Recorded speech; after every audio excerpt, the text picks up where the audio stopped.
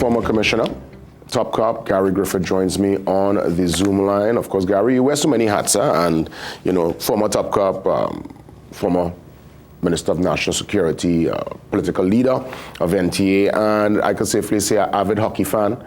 I want to start probably on a lighter note this morning before we get into the source, as we could collectively wish our Calypso stickmen the very best. I understand they're off to Croatia for the World Cup. So, Gary, great to see you. Happy New Year and welcome. Yeah, thank you very much. Good morning to you and to your many viewers. And again, best of luck to that national hockey team. I mean, I've been involved in hockey for decades. I'm still playing, but at a veterans level. And I recall even 20 odd years ago when I was manager of the national hockey team, and I was able to get the national women to qualify for the first ever World Cup final, their first ever World Cup final.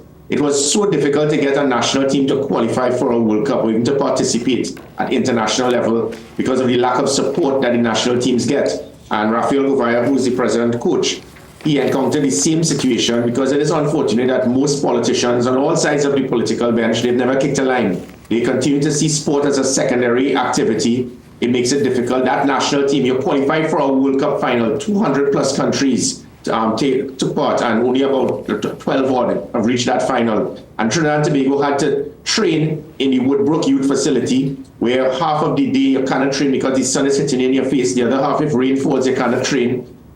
Several members on the defense force, members of the defense force, they couldn't get to train because we have corporals and sergeants, again, who never kicked a line, tell them, well, the army, what come first? And with all of these things, we've still been able to qualify for a World Cup final compared to other countries in Europe that see sport as a core curricular activity rather than an extracurricular. I do hope that whichever government gets in after the election, they start understanding the value of sport. Sport is not just there for entertainment as there's an extracurricular activity, but sport can definitely unite and develop a country. Change lives and, of course, give people an option other than what we're seeing with crime and criminality. Now, I'm sure you're looking at all the developments, and obviously we were in a SOE, you would have given some perspective in that regard. But what's your take on the body camera scenario out of China? And more so, could we put, or was there ever consideration when you was Top Cop? Because up to yesterday, Gary, I would have mentioned the man who was shot in Port of Spain, and he's been identified. The young man, he's only 21, so unfortunate. Now again, he took the wrong road, he made a wrong decision. And someone with a licensed firearm defended themselves, and he collapsed there on the street. But his body was on the ground there, Gary, for quite a while. And I feel away, as they got horrors, to be quite honest, to use local terms. Why can't we just use the tent that they use in other jurisdictions? To me, that's best practice. You contain the spot, you put a little tent, and at least you give that person who's deceased some kind of dignity. Okay, they made a wrong decision, but they're gone now. Don't just have them on the road lie down like lifeless like a dog, Gary. I find that to be a bit unacceptable in 2025. So could that be something we put in place also with these body cameras? Well, no, definitely. And it's not just for incidents where there's been someone that has been killed. That is actually used worldwide for even in car accidents.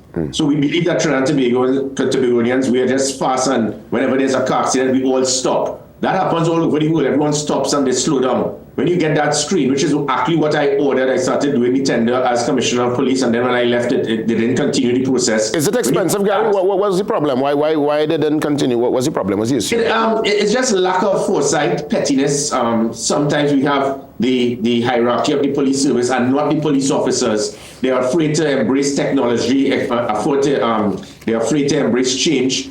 This is what Dwayne Gibbs started in that 21st century policing. And then Kamala Persad-Bissessar decided to remove Dwayne Gibbs and impose the great Stephen Williams on us. Unfortunately, there are commissioners and there are commissioners. And if it is you don't want to embrace the technology, the systems that are there worldwide as for international best practice, we will go back to what we had in the 80s and the 90s. As it pertains to the body cameras, it is mind-boggling that we have a Deputy Commissioner of Police Operation and a Commissioner of Police that are still in their job. When I, as Commissioner of Police, after the incident with the Andrea Barra situation, finally I got the body cameras required. It was just about 1,200. It's about 900. It was 900, and then another order from TSTT for 300. And with those 1,200 body cameras, we were able to put a standard order, a standard standard operational procedure to ensure that every police officer must, listen to the word must, sign for a body camera if they are going into a roadblock, a police operation, issuing a warrant, being involved in any possible raid. So, and they must sign for it. So when you take these 1,000 cameras, and we have 70 stations, we had about 10 cameras per station. That was 700. And then we had the other 500 odd cameras for the GB, the special branch, the IATF, SOT. So it meant that every single time that there was going to be an operation, the officer must sign for it. That was standard operational procedure. For Mr. Benjamin and Earl Christopher to have the audacity to undermine the intelligence of this country by stating, well, we need to have body cameras for every police officer so they could sign for it. Total nonsense.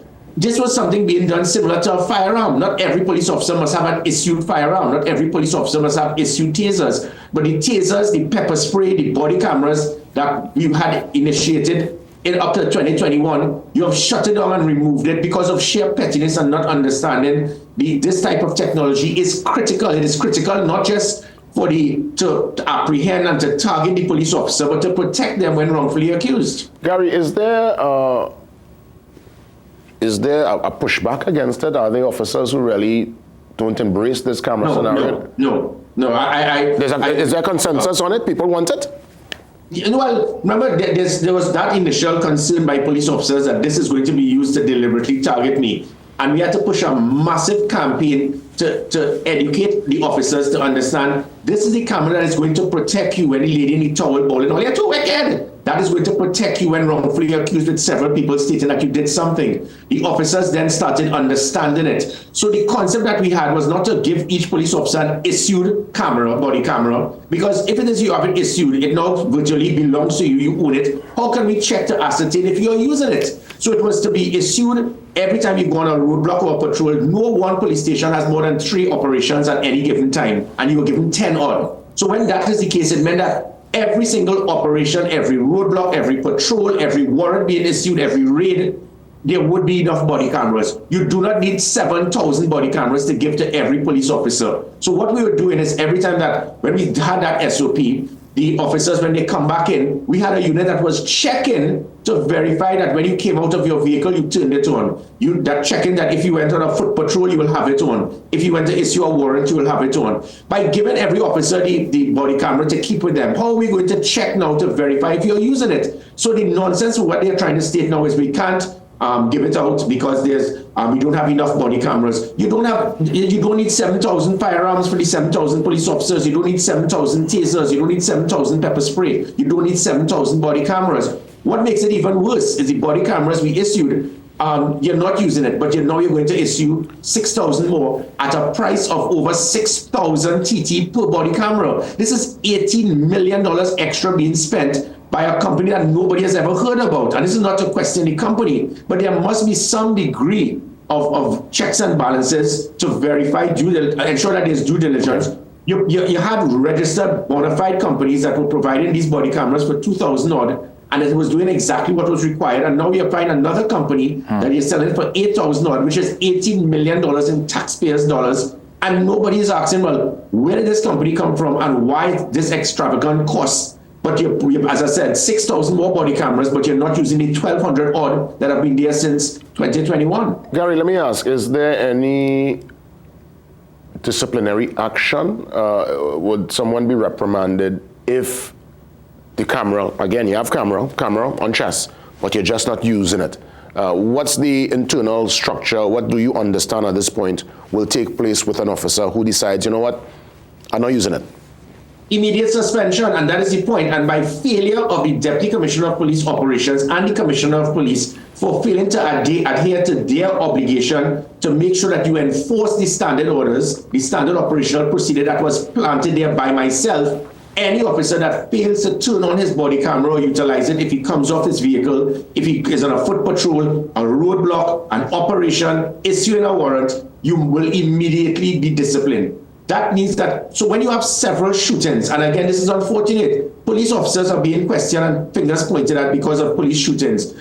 Every single shooting could very well have been justified by the officers, but by it not being justified because you do not have the video footage, citizens may point fingers blame the police unfairly, and this is what has caused public confidence and trust to now be 8%, when just 3 years ago it was 59%. So from the highest ever, it is now the lowest ever. And no one is to be blamed, not the police officers, but the hierarchy by not taking immediate action. The Police Complaint Authority, up to now, with these several police shootings, they have not received the video footage. You know why? Because it was never used. So it means that these officers fail to adhere to the standing orders. They should immediately have been suspended. And if it is that they have not been suspended, why is the police complaint, the police service, the Service Commission not taking immediate disciplinary action on Erla Christopher and the DCP operation for not ensuring that they implement and enforce the same standard operational procedure that was enforced in the standing orders that I drafted and was never changed? So it means that the officers, if they do not use these body cameras, they should immediately be suspended. That will put an end to this. Yeah. I want to take it now to the Defense Force. I recognize there was this particular course, this training that was supposed to transpire with our officers. It was all part of a civil-military coordination in disaster relief. Donald Trump came into the mix, Donald Trump 2.0, and via executive order canceled a couple of these foreign aid programs. So that training will not transpire. Will that be to the disadvantage of the said TT, our regiment, and by extension the country? These officers not getting a chance to go to this training? Well, no, definitely. I mean, the importance of training, you can't overemphasize the importance of training. I mean, it is unfortunate, even with my training, when I was a young military officer, I was sent to the best military academy in the world, the Royal Military Academy, Sandhurst. And the training I got there to understand counter-revolutionary warfare, tactics, strategic management, being able to know to run a budget. And you don't get that if you're just trained locally. So that type of training that would have been provided to the Defense Force very long time ago, you're not getting it now. And it's not to knock the locally based trained officers. But thankfully, because of the United States and our other international partners, they've been able to provide us with the resources, the training that is critical to lift the standard of our law enforcement agencies. What we need to do now is not sit down and cry about it, because the United States, they do not have an obligation to Trinidad and Tobago. What we need to do now is to step up and find ways to reallocate our resources to ensure we have that continued training, not just within Trinidad and Tobago, but jointly between other arms of CARICOM. I think the United States, there would be some change in their policies, because this can affect the United States as well. If it is that our law enforcement is not highly trained or qualified to deal with certain situations, such as problems that could exist in the Caribbean that can now flow into North America, it is going to affect the same national security of the same United States. So it is important for the United States to understand charity doesn't, yes, it begins at home, but by failing to lift the standard of our own law enforcement agencies, it can become a byproduct in a negative manner to affect the United States. So, and I recall when I was a lieutenant and captain, we had something called CNC3. It involved joint operations between the United States and Trinidad and Tobago and other arms of CARICOM, and it ensured we were able to provide a proper type of security system to assist both in CARICOM and the United States. So until then, we need to find ways to take our expenses and find avenues to ensure it can be pumped into training. And I'll give you a quick example of this. Our Defense Force, and people may not like to hear this, but we have to think out of the box. Whereas in other countries around the world, I mean, myself as a young officer, I was in the United Kingdom on patrols fighting against the then Irish Republican Army. They have external aggression. We don't. But we have a defense force that is almost on par with Jamaica Defense Force, that is a country that is 2 times larger, and 2 times greater population with 2 times more crime. And do we need to have a defense force with 5,000 odd? Other countries as Costa Rica, they don't even have a defense force. We must definitely have a defense force. 1990 showed that. The Commission of Inquiry into the attempted coup showed that. But for the last 10 years, we have not seen the impact of the support that can be provided by the defense force during the state of emergency and the period of public health regulations. When I was Commissioner of Police, not one soldier came out to support us. No fault of the soldiers, but it's because of lack of understanding the role and function of the defense force. Can this be a time now we need to analyze that minimize the numbers, which is similar to what is taking place worldwide. People are reducing the numbers and the expense of their military, and using those fundings now to increase the type of technology systems, units that are provided, such as drones, instead of having to put manpower. And by doing that, you enhance the capability of our defense force whilst making sure. So what we do not need to do is to increase quantity, but to enhance quality. And by taking up 5,000 odd, that is over $50 million per month in taxpayers' money just for salaries alone. We need to find a way to ensure that the defense force can be of value to our country. In that regard, you think the defense force should be a permanent fixture alongside the TTPS on patrols? Like, there are people who are calling for defense force to be next to the officers, moving on the beat. That's what they want to see, to at least give them some sense of, at least for the optics, even if it's for the optics, and we don't just want things for the optics, obviously, we want real solutions, but there are many who are calling on defense force to step up some more. Should that be a permanent fixture, Gary? And how could that be? Does that have to go through like Parliament for it to happen? No, not at all. That's why when I kept saying we did not need a state of emergency, the defense force, the hierarchy of the defense force need to be able to give the input and the assurance to the politicians who may not understand the role and function of the defense force. Part of the role and function of the defense force is an aid to civil power, to be able to assist the police in their duties. Even though they are not precepted and they don't have powers of arrest, the defense force, and I will say we, because I spent 17 years there in the defense force. So I've been trained in the military, I've been there in the police service, and I've been there as a politician. So I understand all three aspects. The defense force, they are trained and qualified to be able to support the police. That's what we were doing as young lieutenants. We were there on patrols, all in the forest, all in the hills with the police officers. We would just take one police officer, probably drag him along into the forest with us for him to keep up. But when it is we end up in a raid or an arrest, the police officer will do it. So sometimes you just need one police officer to be the person that has the training, the capability, and the understanding to deal with the arrest and so forth. But the soldiers are there. So you have 5,000 sitting down there, and they're waiting, and they want to support the country in an aid to civil power. You don't need a state of emergency for that. The state of emergency just gives the soldiers more powers now of arrest, which I think is very a little shaky. It allows the soldiers to have some degree of authority that they should not have. That is what the SOE can give. Without the SOE, soldiers can come out in full numbers. We have seen it with the present interagency task force, the IATF. But that is only 100 defense force personnel out of 5,000. What about all of these others? They are just there on standby. I think the defense force have been on standby for far too long. They have the training, the capability, the maturity, and the professionalism to support and complement the police service, and it is not being done enough. And we need to utilize them much more, and it is going to assist in enhancing our security. Our security enhancement is not just about reducing crime, but taking away the perception and fear of crime, letting the citizens see everywhere you turn, every single corner, you see a police officer or a soldier. It adds to people taking away that perception and fear of crime, because that is just as important, sometimes even more so, than crime reduction itself.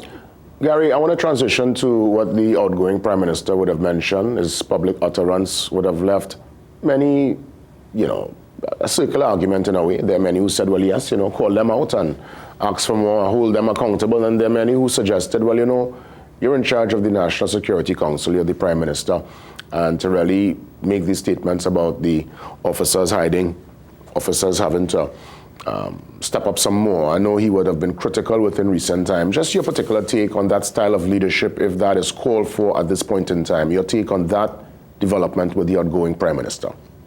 Well, again, going back to 1990, when I was a young lieutenant, the day after the attempted coup, almost every police station was abandoned. Police officers wouldn't want to hear that, but 99% of you all weren't there because you would not have been in the police service. The doors were wide open. I was there, going to all the different places, and it was left open because the police were not trained at that time to be involved in counter-revolutionary warfare, to deal with terrorist activities. Their role and function was specifically for law enforcement. And the army stepped in, and the army saved the country in 1990. What we see now is a different type of policing. The police officers are trained and qualified and able to stand up to resist. And that is what happened during, if you recall what happened during the COVID period. 150 men were walking down into Port of Spain with items to destroy Port of Spain. There was not one member of the defense force. They told the then Minister of National Security, Stuart Young, we are on standby. You have 150 people coming to destroy Port of Spain and you're on standby at Camp Ogden.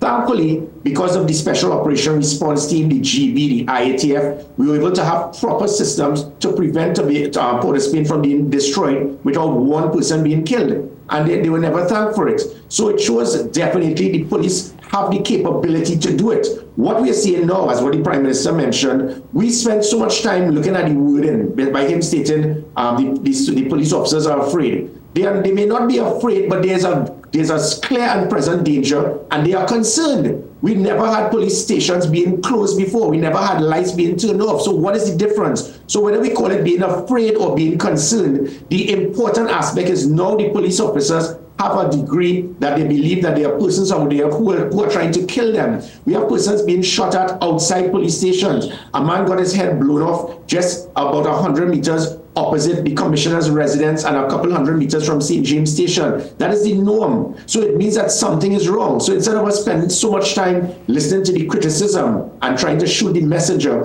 we must look at the message. What has caused us to reach a situation in our own country that a police station must be closed with the lights off because of the major concern? Whether it is scared or concerned, it doesn't matter to me. What is important is for the police to start being ready to fight back. Take back the country, because no block, no neighborhood, no place should belong to criminal elements that the police must reach a point of concern because of what is out there with the type of firearms that persons have. And it goes back to my automatic concern that I have with other political parties. When you play with filthy animals, you will get fleas. What has caused this problem is, again, funding gangs through state contracts. I fought on my own government as a Minister of National Security with Life Sport, Color Me Orange, Hoop of Life, and those things have continued. When you give these state contracts, you give a gang member $10 million to build a $1 million box trade. They use the profits to purchase more weapons, more sophisticated firearms than the police, hire more gang members, be able to pay off rogue police officers, put hits on other gang members to get their state contracts.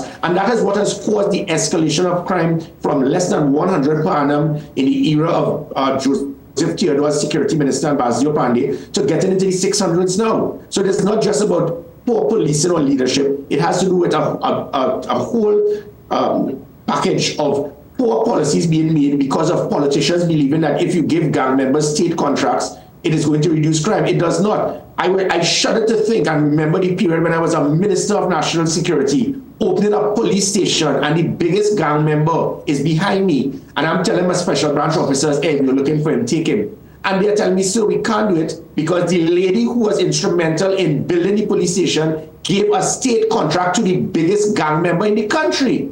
And those are the things when it is you hear certain political parties have a problem with Gary Griffith, is because if you work with me in government, I am not going to negotiate with criminals. I am not going to give them state contracts. And I have a serious problem if it is that you feel that by working with gang members, it is going to help you govern a country. It is going to destroy it. You know, Gary is spot on. Trust me, I understand exactly where you're coming from, and I stand with you in that regard. The reality is, the current culture and the current climate, because people use that particular bargaining tool as a means to get the vote to stay within governance. How do we break it, Gary? Because it takes somebody who is very serious, someone who is willing to risk it all to break that particular cycle of not only dependency, but that cycle of that negotiation, the contract for the vote, and the fact that, you know, this man in charge of all these groundsmen, and we're going to go this direction this time around, and it's a real kind of battering system, and for me, it must stop. But the question is when, Gary? How? When and how? It has to do with political parties having the political will to adhere to their oath in office, understanding their responsibility. And I will always say that again, if you play with filthy animals, you're going to get fleas. There's going to be a price to pay. And when you have to pay that price, I mean, yeah, there were 43 death threats on myself as Commissioner of Police because of my no-nonsense approach to deal with criminal elements. As Minister of National Security, my own government wanted to have me to remove because I refused to lie in a court matter, and I said I will testify and speak the truth. How dare I do that? When a country could have a government firing a security minister because he refused to lie, we reached a point where when it is that you have a government fighting on your security minister because they want to continue to push live sport. And I'm there explaining, we have seen over 30 persons killed because of live sport. And this is no fault of the minister or the government, but I was able to do research to realize something was wrong that was causing a byproduct to cause crime. And whilst I'm in Parliament fighting on to stop live sport, they are banging the table stating long live live sport. I'm not here to point fingers. It happens. People make mistakes. But for God's sake, change your style, change your attitude. Understand that people, what is going to happen going into the political aspect is that third party, what it is we do, how we approach the election dictates the result. That is what always happens. So they want the votes of those people they call the knife and fork, the middle income, the people who are not PNM or UNC. You want our votes. But then when we say that if you want our votes, we must be part of the governance of Trinidad and Tobago. And one of the things that would be non-negotiable by me is I am not going to negotiate with criminal elements. I will do everything in my power to assist those communities, which is what I did as Commissioner of Police with the Community Comfort Patrol, with the Commissioner's Cup, by using sport as an avenue to turn persons away from a life of crime, providing 1,000 police officers to train them to be big brothers and sisters with young persons who may have diverted away from the right path. It was known as crossroads. Those are the things that you don't see in the police service anymore. Those are the things we can do to turn young persons away from crime. But once you're a hardened criminal, seasoned criminal, and you're utilizing young persons to be a front person, to be involved in drug trafficking, putting hits on people, we need to understand that these persons are enemies of the state and we cannot negotiate with them. If politicians continue to do that, I will expose them. I am not going to negotiate with them. I am not going to work with them. What the country is going to have with Gary Griffith is that I will continue to adhere to my oath in office, to my God, the citizens, my family. What they decide that they want Gary Griffith to do is the direction I would go. And that is how I will continue to see myself if I have to be expendable. But it is hope that other politicians understand that by selling out the countries, the soul of the country, because you want so much to get into power, that is what has caused the demise of our country. We need to have politicians who are willing and able to adhere to your oath in office. And I will do that, and regardless, and whichever direction the country wants me to go is the direction I would go. Gary, as always, all the best. Thanks for touching base. We will get a chance to sure check in somewhere, if not next month, for sure in March or April. All the best, Gary. Thanks for coming on. Okay. All right.